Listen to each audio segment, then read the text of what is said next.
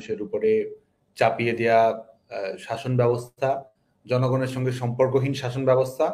এবং জনগণের ম্যান্ডেটের বাইরে গিয়ে এক ধরনের অসাংবিধানিক, অবৈধ, অগণতান্ত্রিক যে শাসন ব্যবস্থা চাপিয়ে দেওয়া হয়েছে এবং গোটা দেশকে যেভাবে মৃত্যু উপত্যকায় পরিণত করা হয়েছে, জল্লাদের উল্লাস মঞ্চ বানানো হয়েছে, গোটা দেশব্যাপী যে নারকীয় নির্যাতন, নিষ্পেষণ পরিচালনা করা হচ্ছে, মানুষের মত প্রকাশের স্বাধীনতা, গণমাধ্যমের স্বাধীনতা, সমাবেশ করার স্বাধীনতা, মৌলিক মানবাধিকার, ক্লাস করার অধিকার, পরীক্ষা যাওয়ার অধিকার এবং শুধুমাত্র একটি রাজনৈতিক আদর্শে বিশ্বাস করার কারণে চাকরিচ্যুতি হওয়ার ঘটনা এবং আমাদের যে অনেক বড় একটি গর্বের জায়গা ছিল আমাদের অসাম্প্রদায়িক গণতান্ত্রিক ধর্মনিরপেক্ষ মূল্যবোধ, সেটিকে হিসেবে বলছে আমরা যৌক্তিক সংস্কার চাই, অন্তর্ভুক্তিমূলক সংস্কার চাই এবং একটি টেকসই সমাধান চাই এবং শিক্ষার্থীদের যে প্রত্যাশা রয়েছে, দাবি দেওয়া রয়েছে, এটি কিভাবে বাস্তবায়ন করা যায় সেই লক্ষ্যেই বাংলাদেশ ছাত্রলীগ কিন্তু কর্মকাণ্ড পরিচালনা করেছে। বাংলাদেশ ছাত্রলীগ কোটা সংস্কারের দাবিতে সমাবেশ করেছে, প্রেস কনফারেন্স করেছে, মিছিল করেছে এবং শুধু তাই নয়, আমরা বাংলাদেশের আধুনিক ছাত্র রাজনীতির পথ প্রদর্শক হিসেবে আমরা এই এক ধরনের যে কথাটি আমরা বলেছি যে পলিসি অ্যাডভোকেসির মাধ্যমে আমরা কোটা সমস্যার সমাধান করব, যে কারণে আমরা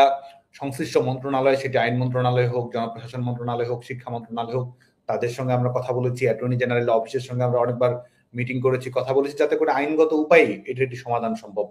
সম্পন্ন হয়। এবং আমরা বাংলাদেশের ছাত্র সমাজকে কথা দিয়েছিলাম যে আমরা কোটা সংস্কারের একটি ইতিবাচক সমাধান আমরা করব এবং সেটিই কিন্তু সম্ভব হয়েছে। এবং আপনি যদি দেখেন, সবচেয়ে বড় বিষয়, বাংলাদেশে আজকে মানুষ, আমাদের বিশেষ করে আমাদের গণমাধ্যমের বন্ধু সবাইকে আমরা মনে করিয়ে দিতে চাই, আপনি যদি জুলাইয়ের ঘটনার প্রেক্ষাপটের দিকে দেখেন, বাংলাদেশে কবে থেকে কোটা ছিল না, এই প্রশ্নটি যদি করেন, অনেকে হয়তো উত্তরটি জানেন না। কার্যকর অর্থে, আগত অর্থে, বাস্তব অর্থে 11 জুলাই 2024 থেকে বাংলাদেশে কোনো কোটা কার্যকর ছিল না। কারণ আপনার হাইকোর্টের যে রায়টি দিয়েছে 2018 সালের প্রজ্ঞাপনকে কেন্দ্র করে, সেই 2018 সালের প্রজ্ঞাপন বাতিল করে যে হাইকোর্টের রায়, সেটির উপর এক ধরনের স্থিতাবস্থা জারি করেছিল আমাদের এই করছেন, আপনার দায়িত্বশীলতার পরিচয় দিতে হয়, আপনার সুনাগরিকতার পরিচয় দিতে হয়,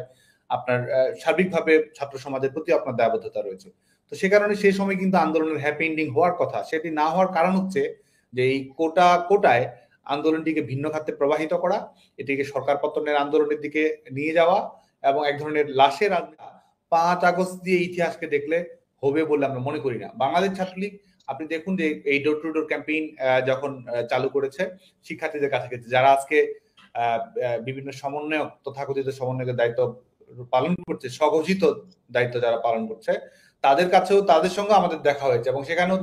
আমরা কথা বলেছি শান্তিপূর্ণভাবে সেটি যেন সমাধান হয়। শিক্ষার্থীরা কি ভাবছে, শিক্ষার্থীরা ওয়েলকাম জানিয়েছে, শিক্ষার্থীরা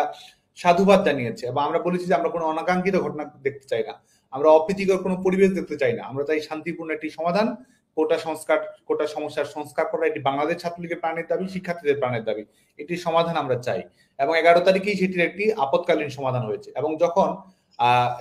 এর পরবর্তীতে 12, 13, 14 এই সময়ের প্রেক্ষাপটগুলো যদি দেখেন, শিক্ষার্থীদের অংশগ্রহণ কিন্তু কমে এসেছিল। যারা এই আন্দোলনকে টেনে টেনে প্রলম্বিত করার চেষ্টা করছিল, গোটা বাংলাদেশের মানুষকে আমরা মনে করিয়ে দিতে চাই যে 11 তারিখের পর থেকে বাংলাদেশে কোনো কোটা ছিল না, তারপরে এই আন্দোলনকে টেনে টেনে প্রলম্বিত করা হয়েছে। বাংলাদেশ সকল শিক্ষার্থীকে এটা আমরা মনে করে দিতে চাই এবং এই বক্তব্যকে কিভাবে ভিন্নভাবে উপস্থাপন করে রাজনৈতিক সুযোগ সুবিধা গ্রহণ করা হয়, আন্দোলনকারীদের রাজাকার বলা হয়েছে, এই ধরনের একটি বক্তব্য 14 তারিখে নিয়ে আসার চেষ্টা করা হলো এবং এটির মাধ্যমে এক ধরনের উস্কানিমূলক পরিবেশ তারা তৈরি করলো। এই পরিবেশকে কেউ অন্য কেউ তৈরি করেছে? এই নিজেদেরকে স্বঘোষিত রাজাকার হিসেবে যারা ঘোষণা করেছে কিংবা এই ধরনের কথাবার্তা বলে কেউ এটিকে বলছেন যে এটি এক ধরনের নিউ ট্রেন্ড পলিটিক্যাল প্রোটেস্টের, আবার যারা বিভিন্ন সংগঠনের কর্মী রয়েছে, মৌলবাদী সংগঠনের কর্মী রয়েছে, তারা এটির মাধ্যমে রাজাকারের বিষয়ে বাংলাদেশের যে সামাজিক প্রতিরোধ রয়েছে সেটির ক্ষেত্রে একটি তারা বৈধতা নিয়ে আসার চেষ্টা করেছে। সেটির মাধ্যমে এক ধরনের কোটা সংস্কারের সঙ্গে সম্পর্কহীন তুমি কে আমি কে রাজাকার এই পরিবেশ পরিস্থিতি তৈরি করে বাংলাদেশের ক্যাম্পাসগুলোতে এক ধরনের অস্থিতিশীল পরিবেশ, দিনে তারা কর্মসূচি ঘোষণা করবে, পরবর্তীতে তাদের কর্মসূচি তাহলে সেটা তো করতে পারে, ঘোষণা করবে, সেখান থেকে তারা তাদের কর্মসূচি সমাপ্ত করবে। কিন্তু তারা করলো কি, তারা সেখান থেকে অবস্থান করছিল। সেখানে আমাদের কর্মসূচির সাবাত প্রথমে তার উপর আঘাত করা হলো। বিজয় গাত্তাল ছাত্রলীগের একজন সম্পাদক কেন্দ্রের পূর্ণাঙ্গ কমিটির, সেখানে অন্যান্য শিক্ষার্থী ছাত্রলীগের কর্মী যারা রয়েছে বিজয় গাত্তালের নিচে বাগানে, তাদেরকে বেধড়কভাবে মার পিটুনি করা হলো, এবং শুধু তাই নয়, সেখান থেকে ইট পাটকেল নিক্ষেপ করা এবং এই ধরনের একটি কৃত্রিম পরিবেশ তারা তৈরি করলো। তারাই প্রথম আক্রমণ মঞ্চস্থ করলো, এবং পরবর্তীতে একটি শান্তিপূর্ণ একটি আন্দোলনের যে পরিবেশ ছিল, একটি আমাদের গোটা বাংলাদেশের ক্যাম্পাসগুলোতে যে প্রথম মৃত্যুর ঘটনা ঘটে এই কোটা সংস্কার আন্দোলনকে কেন্দ্র করে, এবং প্রত্যেকটি মৃত্যুই মর্মন্তুদ। আমাদের কিন্তু স্বাভাবিকভাবে আমরা যে কোনো শিক্ষার্থীর মৃত্যু, যে কোনো রাজনৈতিক দলের কর্মীর মৃত্যু আমাদেরকে বেদনাবহ করে, আমাদেরকে শোকাহত করে, এবং এটির ব্যাপারে বাংলাদেশ ছাত্রলীগের সংবেদনশীলতা রয়েছে। 16 জুলাই শুধুমাত্র কিন্তু আমাদের যে 6 জন মৃত্যু শিকার হয়, এর মধ্যে আমাদের ছাত্রলীগের কর্মী সবুজ আলী ঢাকা কলেজের সামনে এই যারা এই আন্দোলনকে ভিন্ন খাতে প্রবাহিত করার চেষ্টা করেছে, বিএনপি জামায়াতের কর্মী, তাদের হাতে কিন্তু নির্মমভাবে